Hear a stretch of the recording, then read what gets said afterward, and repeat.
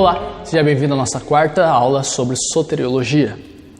Nesta última aula, nós falaremos sobre a Ordo Salutis, ou a ordem de salvação que se apresentam nas Escrituras. O termo Ordo Salutis corresponde ao termo latim para a ordem da salvação, que se refere nas sequências, os processos, os estágios, as etapas que envolvem a salvação do cristão. É uma sequência mais lógica do que cronológica. Muitos dos pontos que nós abordaremos separadamente acontecem simultaneamente, juntos, embora é importante nós fazermos a distinção uns dos outros. Mas que fique bem claro que essa sequência não é cronológica. Ela é lógica, porque muitos acontecem simultaneamente. Antes de nós falarmos ao certo sobre a sequência da ordem de salvação, eu quero falar um pouco sobre as alianças que Deus estabeleceu. As três alianças que Deus estabelece são a aliança da redenção, a aliança das obras e a aliança da graça. A aliança da redenção, ele estabelece consigo mesmo a Trindade antes da fundação do mundo, e essa aliança é pouco enfatizada, mas nós vamos falar um pouco dela aqui. Antes da fundação do mundo, Deus estabeleceu que ele se revelaria a um povo, que ele salvaria esse povo e que ele seria glorificado através da vida e da salvação desse povo em específico. Essa aliança que ele fez antes da fundação do mundo entre a Trindade estabeleceu que Cristo, num certo período de tempo, ele viria à Terra e sofreria as consequências e seria o meio, ou seria o ser que que compraria, que salvaria. Seria a pessoa da Trindade que se encarnaria e viria cumprir os mandamentos de Deus e viria resgatar os seres humanos. Assim, quando Deus cria todas as coisas, ele estabelece com o homem a aliança de obras, uma aliança pelo qual, se ele obedecesse a Deus e não comesse da árvore do bem e do mal, do conhecimento do bem e do mal, ele viveria eternamente no seu estado. Mas, se ele desobedecesse, ele cairia, e foi o que aconteceu. Ele desobedeceu à vontade de Deus e teve o seu ser totalmente corrompido pelo pecado. A aliança das obras em si é uma aliança de graça já, porque é graça da parte de Deus em se colocar em aliança com o homem. O nível que Deus, o Criador, se coloca em aliança com a sua criatura já é graça de Deus.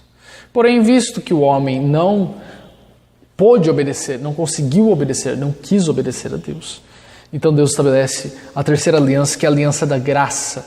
E essa aliança, ele promete que ele mesmo cumpriria o que a aliança das obras demanda de nós, que é cumprir as leis. Por isso nós vemos Deus enfatizando e reafirmando a sua aliança com Abraão, Isaac, Jacó, com os profetas, até chegar em Cristo, o qual é cumprido a sua aliança de graça, onde nós nos deleitamos, repousamos e confiamos, porque tudo que era para nós fazermos impossível a nós, Cristo fez, nos substituindo.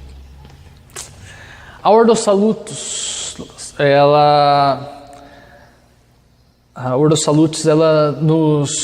a gente chama ela de corrente de ouro da salvação, baseado na passagem de Romanos 8, 28 a 30, que diz o seguinte: sabemos que todas as coisas contribuem juntamente para o bem daqueles que amam a Deus, daqueles que são chamados segundo o seu propósito, porque os que dantes conheceu, também os predestinou para serem conformes à imagem de seu Filho, a fim de que ele seja o primogênito entre muitos irmãos, e aos que predestinou, a esses também chamou, e aos que chamou, a esses também justificou, e aos que justificou, a esses também glorificou.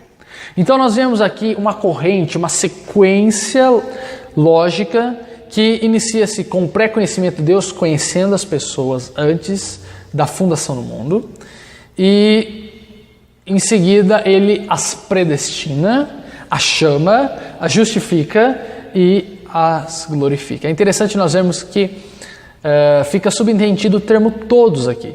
Todos aqueles que Deus conheceu e predestinou são os mesmos que serão glorificados, certo? Então, nós já falamos algumas coisas a respeito de alguns pontos dessa ordem. Vamos só dar uma relembrada e nos outros nós entraremos mais a fundo, certo? A eleição, como já dissemos, ela foi feita antes da fundação do mundo, antes da criação do mundo, pela vontade soberana de Deus. Ele escolheu um certo número de pessoas para serem salvas. E o que eu posso acrescentar mais aqui é que, do que já foi dito, é que essa doutrina ela é misteriosa, ela é delicada em ser abordada e tratada, por isso, e ela pode ser muito facilmente distorcida ao ponto de obscurecer a integridade de Deus. Por isso nós devemos ir com muita cautela, de forma muito cuidadosa em abordá-la, para que Deus não aparente ser, para que essa doutrina não venha a ser distorcida, mostrando um Deus tirano e nem um Deus que brinca com as suas criaturas jogando dados. Vamos ver quem que vai ser salvo agora. Pronto, eu sei. Não é assim. Tá? Deus, a maravilha da eleição é não que alguns sejam condenados, mas que alguns sejam salvos. Não era para ninguém ser salvo, mas mediante a eleição de Deus, alguns têm essa possibilidade de serem salvos mediante o Evangelho de Cristo. Prosseguindo, nós temos o segundo passo, que é o chamado externo.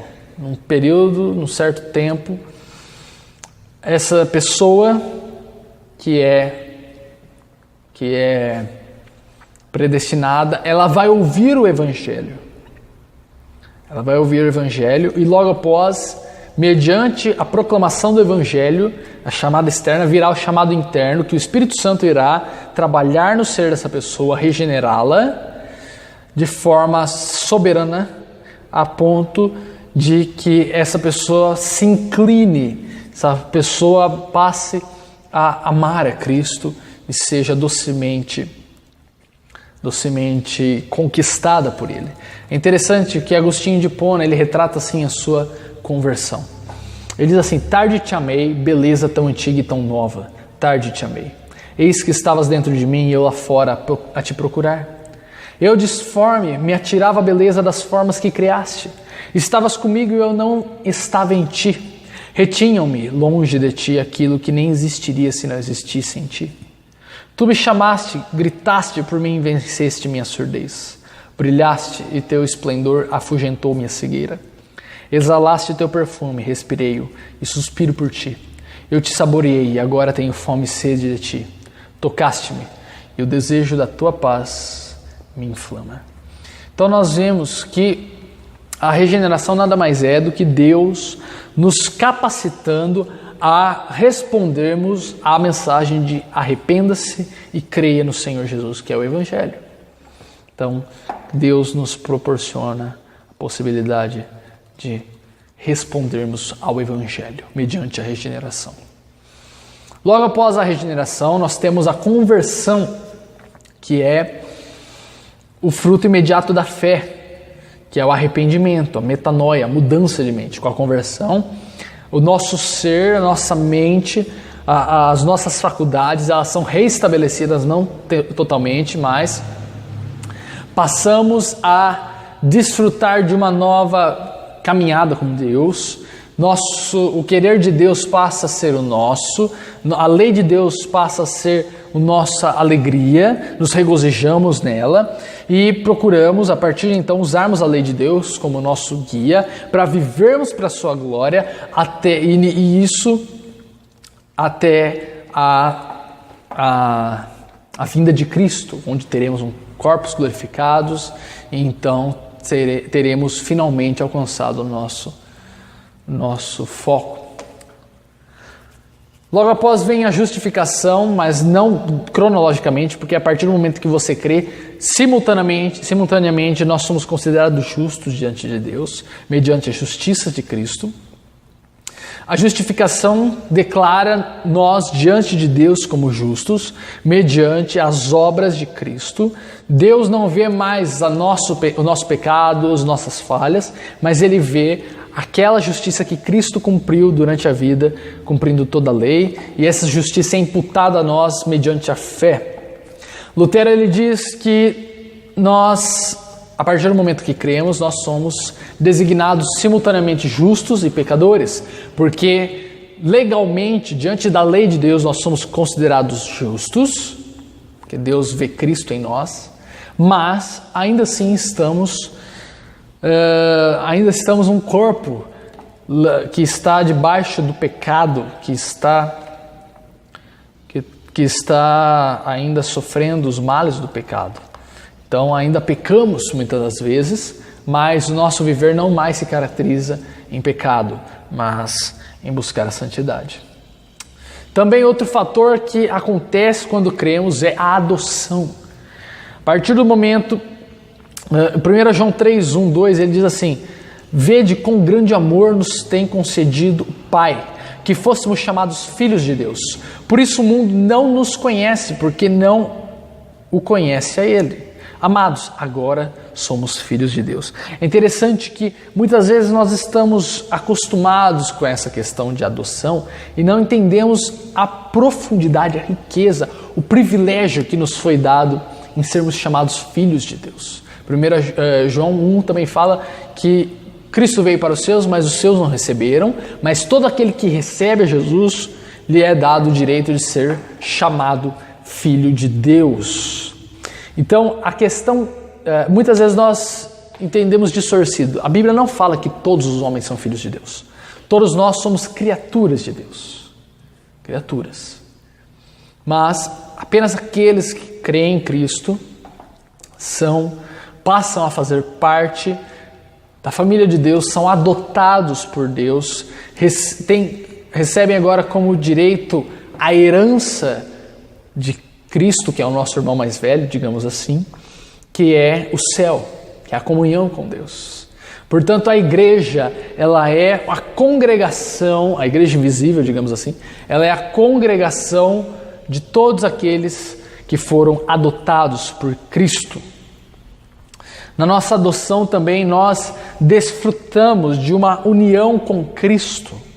Por isso que já estamos de uma certa forma assentados ao lado de Deus nas regiões celestiais com Cristo, porque Cristo está já governando e nós estamos com Ele, vivendo de forma como filhos e não mais criaturas. Outro ponto é a santificação. A partir do momento que cremos, somos justificados e adotados, o Espírito Santo, a justificação e a adoção são coisas simultâneas, não são coisas progressivas, é algo pontuais, acontece de uma vez por todas. A santificação é diferente, a santificação é um processo que o Espírito Santo trabalha em nós durante toda a vida. Além disso, a conversão e a regeneração, ela é feita pelo Espírito Santo em nosso ser de uma forma única. Só o Espírito Santo trabalha.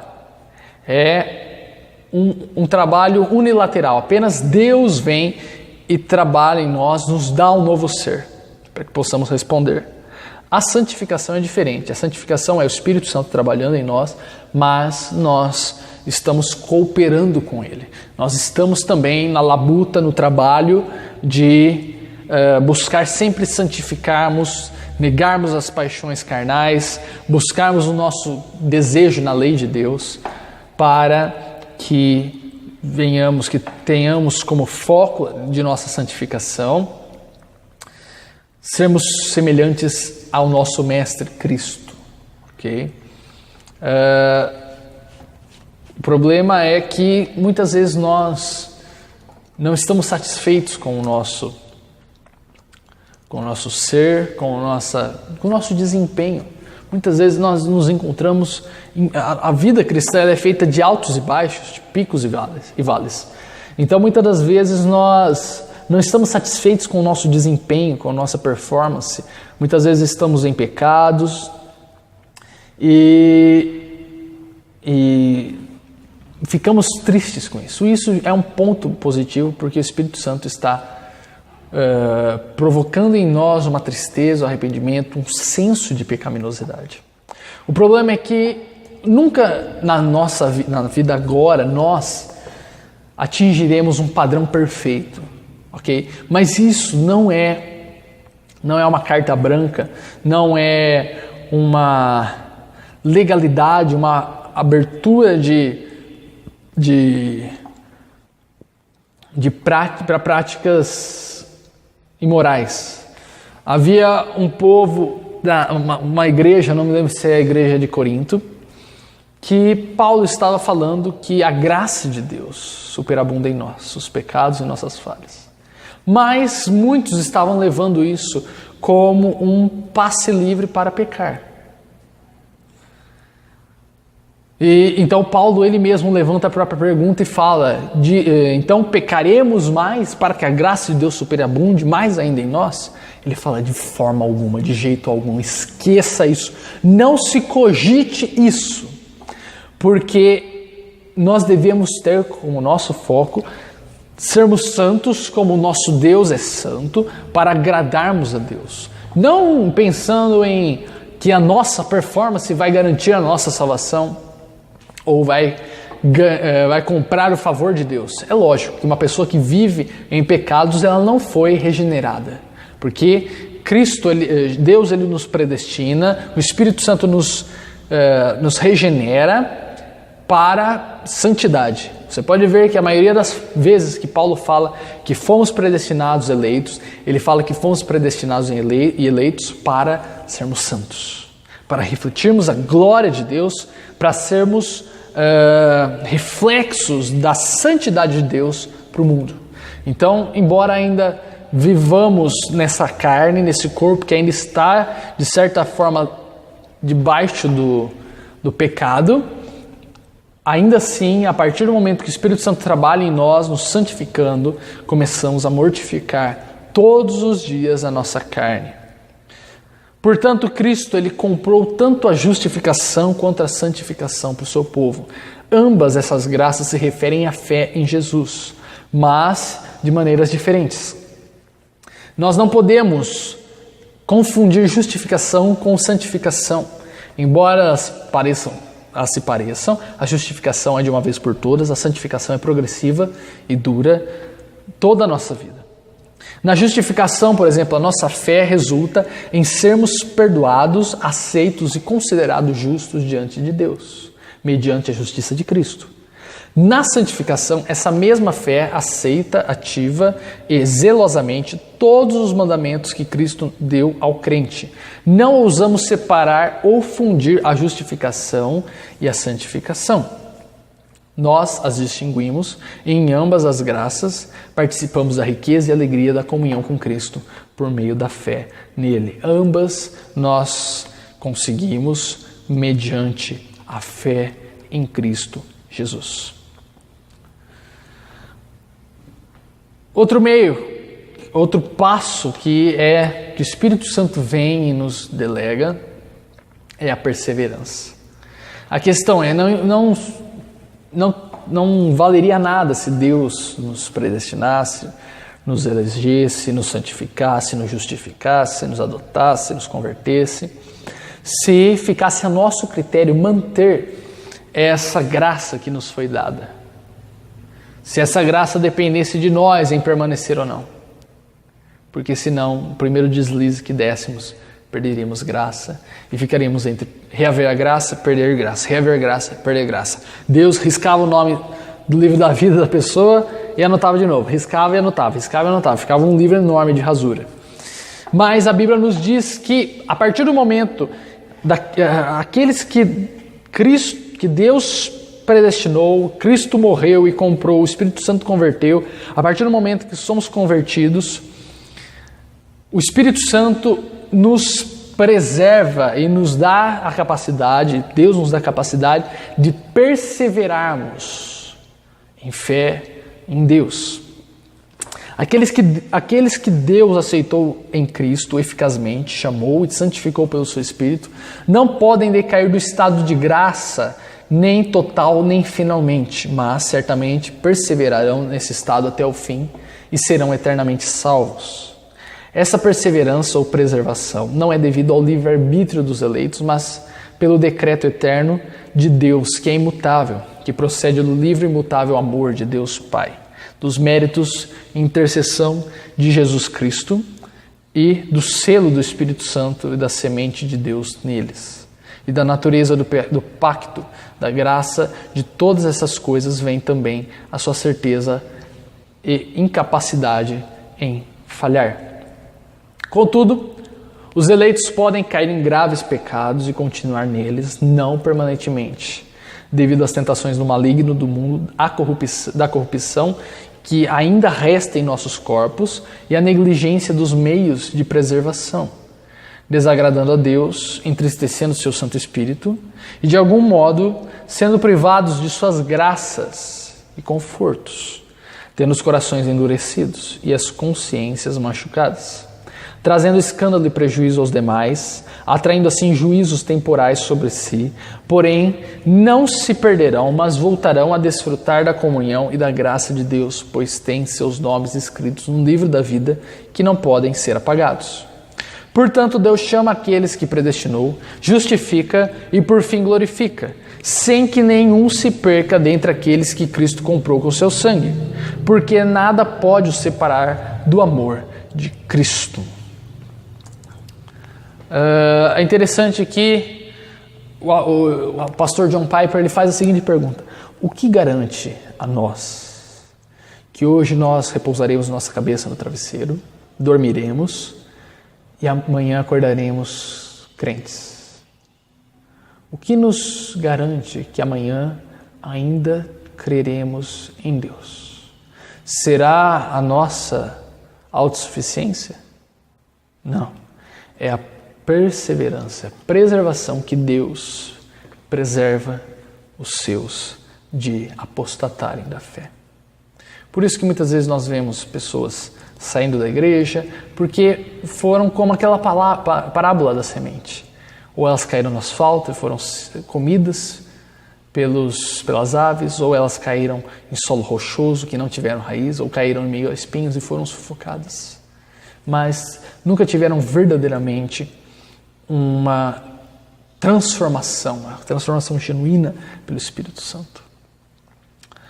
O pastor pregador, considerado príncipe dos pregadores, Charles Spurgeon, ele diz o seguinte sobre essa importante doutrina da preservação. Ele diz assim: minha esperança de ser preservado até o fim se baseia no fato de que Jesus Cristo pagou caro demais por mim para deixar-me escapar.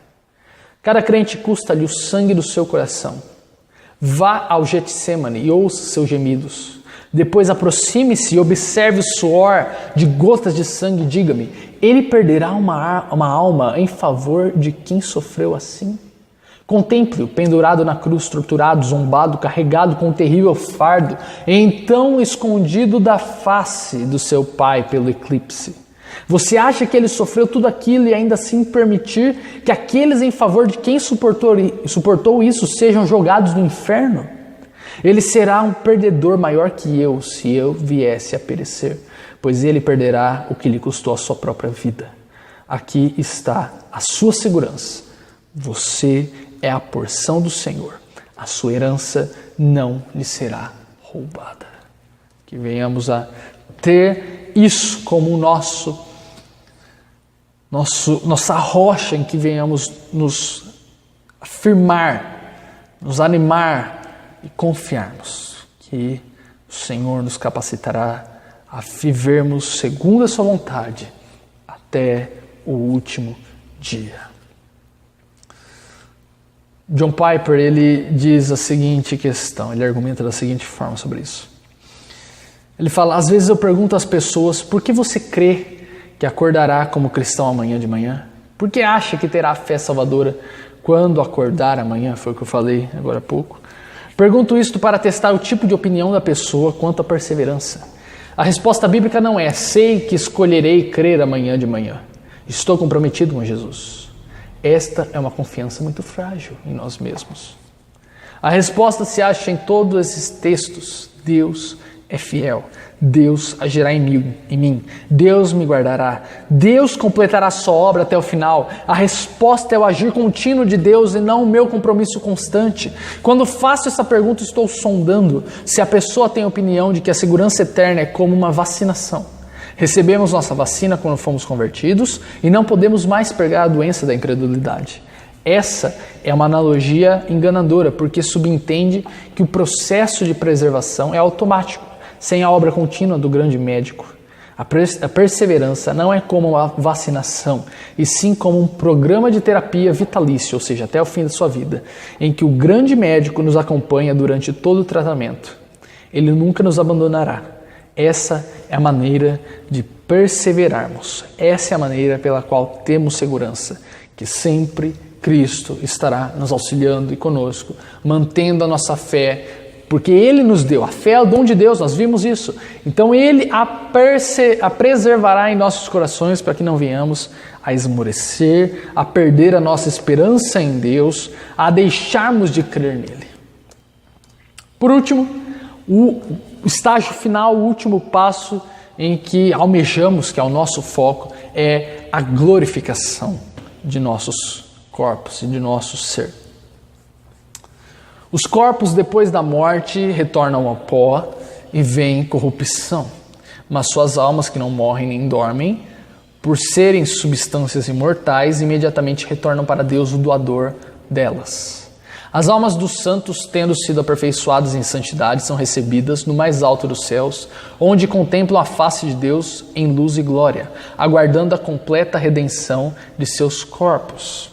A Bíblia não se refere a um estado intermediário entre céu e inferno chamado purgatório, nem fala de sono da alma em que o pessoal que morreu está dormindo, não tem consciência pós-morte, estão esperando o juízo. Não, a Bíblia fala que a partir do momento que você morre, no mesmo instante, você já está num estado de pré-vida ou pré-morte, ou seja, num inferno, uma pré-condenação ou num pré-céu, digamos assim. No último dia, aqueles que forem achados vivos não morrerão, mas serão transformados. E todos os mortos ressuscitarão com seus próprios corpos, não com de outros, embora com diferentes qualidades que serão unidas novamente com suas almas para sempre. Os corpos dos eleitos pelo Espírito Santo ressuscitarão para a honra e serão segundo a imagem do corpo glorioso de Cristo, ou seja, teremos um corpo igual ao de Cristo, que é físico, mas um corpo glorificado, sem a influência da queda sobre nós, sem dor, sem limitações, e só Deus sabe o que mais nós desfrutaremos nesse maravilhoso estado. Então, como eu disse na primeira aula, Adão, antes da queda, ele tinha a possibilidade de pecar ou não. Quando ele cai, ele perde a possibilidade de não pecar e agora ele só pode pecar. Tudo que ele faz é pecar. Quando somos regenerados, o Espírito Santo nos restaura a possibilidade de não pecarmos, embora ainda permaneçamos num corpo corrompido pelo pecado, inclinado ao mal. Em nosso estado, porém, glorificado, seremos não apenas sem pecados, mas também seremos incapazes de pecar. Porém, essa incapacidade nossa de pecar não se dará porque Deus nos fará divinos ou pequenos deuses, como muitos teólogos erroneamente dizem, mas porque Ele nos preservará em um estado de perfeição e perfeita graça. Com relação a isso, o céu não será simplesmente uma questão de paraíso recuperado. O céu será um lugar melhor do que aquele que Adão gozou no Éden antes da queda, pois não haverá mais a maldição do pecado e nem o risco de uma segunda queda em rebelião contra Deus. A Ele, portanto, seja toda a glória. Amém. Falando sobre a Ele seja a glória, finalizamos com o último pilar da Reforma Protestante. A Reforma Protestante basicamente tinha 5 pilares: sola gratia, sola fide, sola scriptura, solus Christus e soli Deo gloria. Os 4 solas nós vimos anteriormente, que é sola gratia, nós somos salvos apenas pela graça; sola fide, nós somos justificados, salvos mediante a fé em Cristo, apenas a fé. Sola Escritura, a palavra de Deus, as Escrituras são a única regra nossa de fé e prática. Solos Christus, Cristo é o único mediador entre Deus e os homens, é o único que nos capacita a voltarmos a ter uma relação com Deus, de pai e filho. E por último, Soli Deo Glória. Soli Deo Glória é glória somente a Deus. Por quê? Porque Deus é o autor e realizador da salvação, pois pela sua graça recebemos a fé. Tudo foi criado por Ele e está sob seu controle, única e exclusivamente para a sua glória. Assim é dever de todo cristão glorificar a Deus em tudo que fizer, pois este é o propósito de toda a criação, Deus ser glorificado através da vida de seus santos. Portanto, reafirmamos que como a salvação é de Deus e realizada por Deus, ela é para a glória de Deus e devemos glorificá-lo para sempre. Devemos viver nossa vida inteira perante a face de Deus, sob a autoridade de Deus e para a sua glória somente. Que você possa viver cada dia mais debaixo da direção de Deus, focando todo o seu ser para a glória do Todo-Poderoso. Fique com um grande abraço, Deus abençoe e até os próximos estudos. Tchau!